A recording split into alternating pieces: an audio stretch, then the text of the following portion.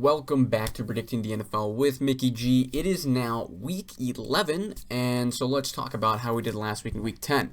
So we had another solid week. We had another 10-win week. So that is now our 5th week in a row that we have had double-digit correct predictions, which is the second best we've ever of a streak that we've ever had.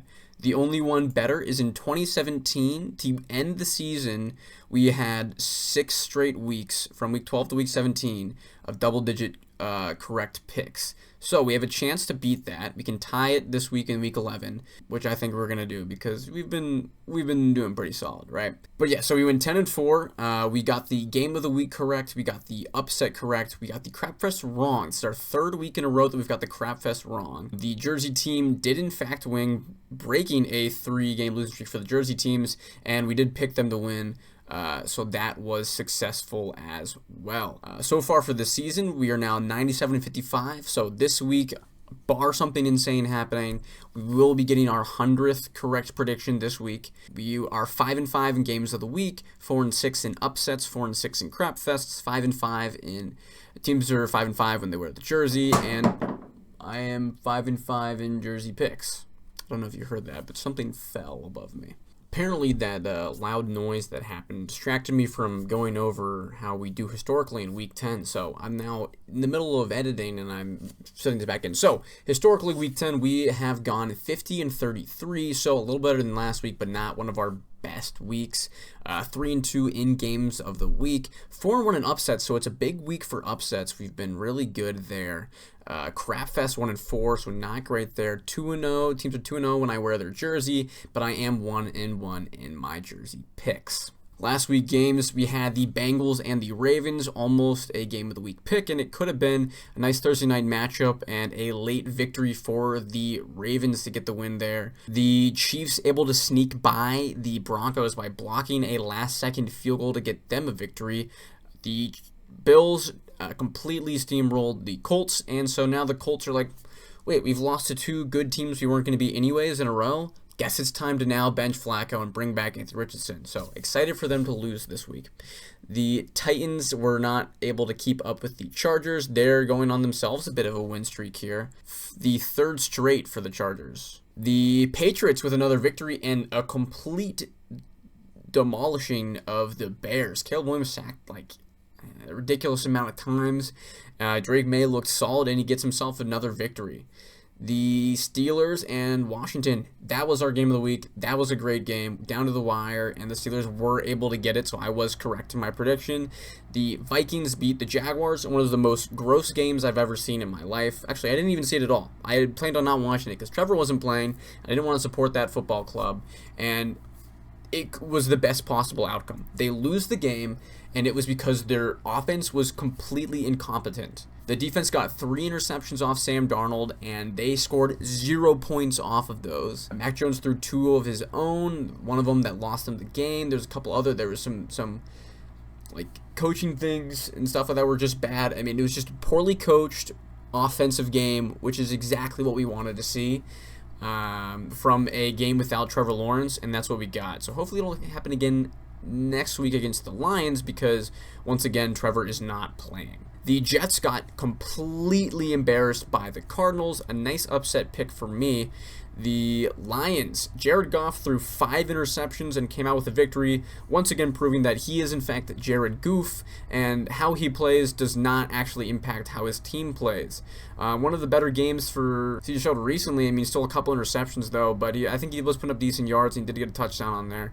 But a 3-point loss, and if he had cleaned it up a little bit, those extra 2 interceptions that he threw, they probably win that game. So they've got to hope that Nico Collins comes back this week because they're definitely missing him. The Dolphins were able to beat the Rams in what was a very sloppy game. A lot of turnovers on both sides. I think there was 3 fumbles in the game total, which is just ridiculous.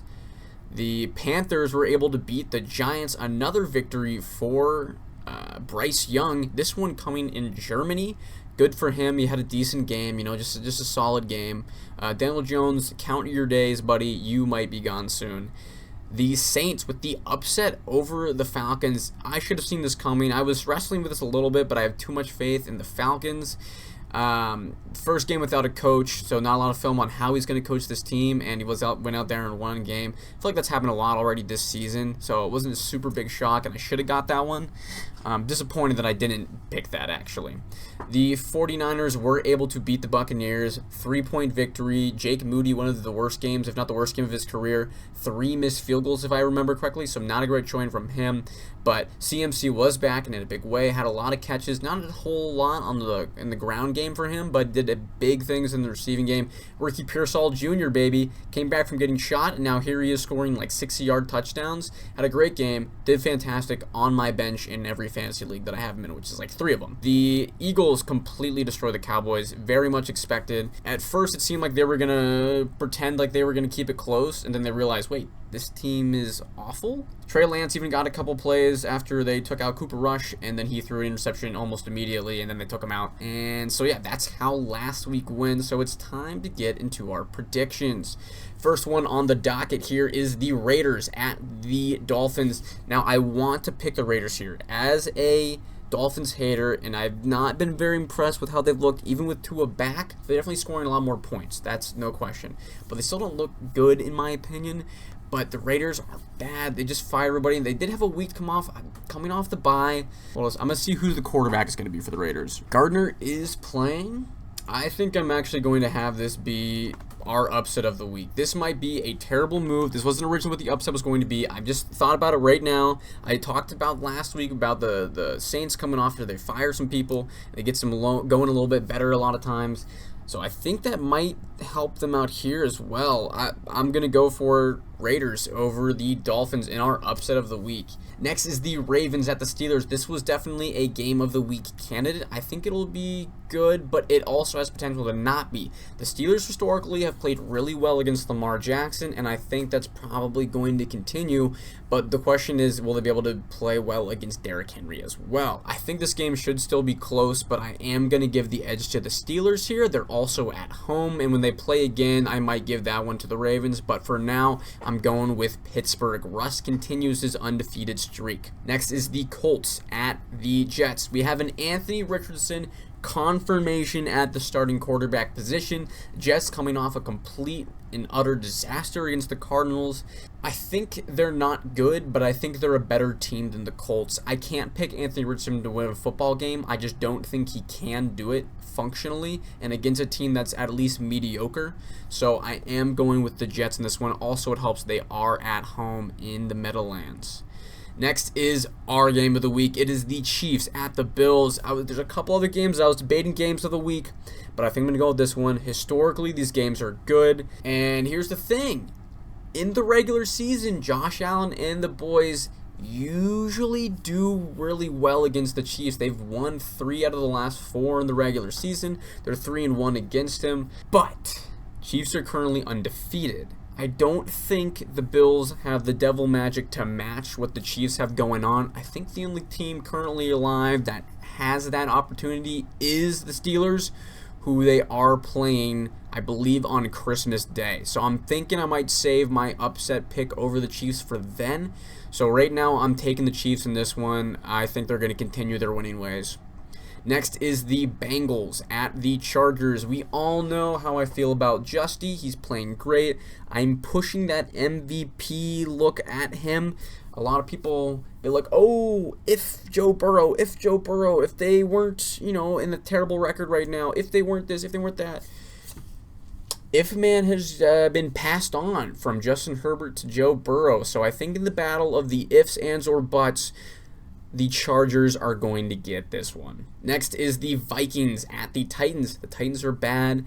I think Will Levis is going to keep starting here. Looks like right now there's no reports against Will Levis playing against the Vikings. I'm not seeing any reports in the other direction, so not that it totally matters. The Vikings are still winning this anyways, but I just wanted to have confirmation of one another. There'll be something on the screen probably. The Browns at the Saints. This is our crap fest of the week. Saints, they had a little bit of a bounce back. They fired their coach. I think they came off a bye too last week, and they were looking decent. But here are the Browns. They're also coming off a bye this week. Jameis had 2 full weeks of practice going up, getting ready for these guys, and I think that's what's going to be doing it for him. I think the Browns come off the bye here, they look good, and they go out and get themselves a victory in this one. The Rams at the Patriots. Patriots, nice win last week, and the Rams a tough loss. I have a lot more faith in the Rams. I think they're a much better team than who the Patriots beat last week, so I'm going to go with the Rams in this one. Next is the Jags at the Lions. Here are my thoughts on how the Jags season might end. So it was a pretty big expectation that, at some point they were firing Doug. He's been the betting odds favorite for who's going to be fired next, and it's really kind of a surprise that it hasn't happened yet.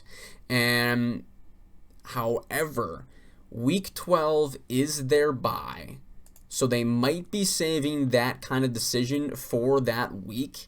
That's might be what it's looking like. So I think they're saving it until then. They go out there. Trevor Lawrence, once again, not playing. They're going to get creamed by the Lions. The team's going to look awful again, assumedly. So hopefully after this week, they fire Doug, go into the bye with the interim head coach, and we go from there. Next is the Falcons at the Broncos. This was originally going to be our upset of the week, okay? A lot of people are fans of the Broncos and the way they've been playing. I don't totally see it. I'm still not convinced Bo Nix is the guy. But the Falcons, they've been struggling a little bit here. But here's the thing. We know I love Kirk, and I just said I don't like Bo Nix. So I'm picking the Falcons in this one. They're on the road, and Broncos defense is pretty solid. But I think they can do it, so I'm taking the Falcons in this one. Next is the Texans at the Cowboys. Battle of Texas here, and it should not be much of a battle, more of a bloodbath. The Cowboys are awful, so many injuries. If Cooper Rush or Trey Lance plays quarterback, they're both bad, so it doesn't totally matter, but the Texans should win this one. They've had a rough couple of weeks, but I think they lock it back in this one. Next is the Washington Commanders at the Eagles. This is our jersey game of the week. I got the RG3 jersey on, and it's looking good, man. This is a sewed on. This is a quality jersey I got here. I've been hating on the Eagles all season, and they keep sneaking by in a couple places. I think they finally face one of the realer opponents on their schedule, and so I'm going with Washington taking this one over the Eagles. Next is the Packers at the Bears. Bears, rough last week. They're the ones who lost to the Patriots, and that's embarrassing. I was saying that might be their last win of the season. That's why I wanted to give it to them. But they honestly might not win another game the rest of the season now. Their division, I think they're going to go 0-6 in, and this is the first game of those. So I have them getting smacked by the Packers here. And finally, we have the Seahawks at the 49ers. 49ers, I think they're going to start ramping up. They should have won the game last week against the Buccaneers by at least 6 more points, maybe even 9, because 3 missed field goals is going to take a lot of points off the board. However, they should be expected to get more in the end zone more, and I think in a division matchup like this, even though the Seahawks are coming off a bye here, I don't think it's going to totally matter. I think the 49ers, with Christian McCaffrey, and historically after the bye, after their bye week, they have a great record for the rest of the season. So 49ers, I think, are getting this one. I think they're going to lock down everything they need to lock down, and McCaffrey's going to go out there and have a pretty solid game. So that's all for this week's predictions. The teams on the bye are the Panthers, who have had a couple solid games in a row, and I think if they keep working with Bryce Young, maybe they could get 1 or 2 more wins on the season. The Buccaneers, who are big on the injuries. Mike Evans, they should be back after the bye week. That's going to be huge for them. A lot of these one-score games that they've lost, I think they can win when he comes back. So that'll be big for them. The Giants, they're bad. They might. I'm surprised we didn't see a firing this week or a benching or something like that to try to get some playing movement changed up a little bit. And the Cardinals also on the bye. They're in a decent spot, so I don't know how much they will improve because of the bye week, but I mean, there's ever a negative to having the bye week, so that should be solid for them as well. But that's all for this week. Thanks for coming by, and make sure to come back next week and all that great stuff.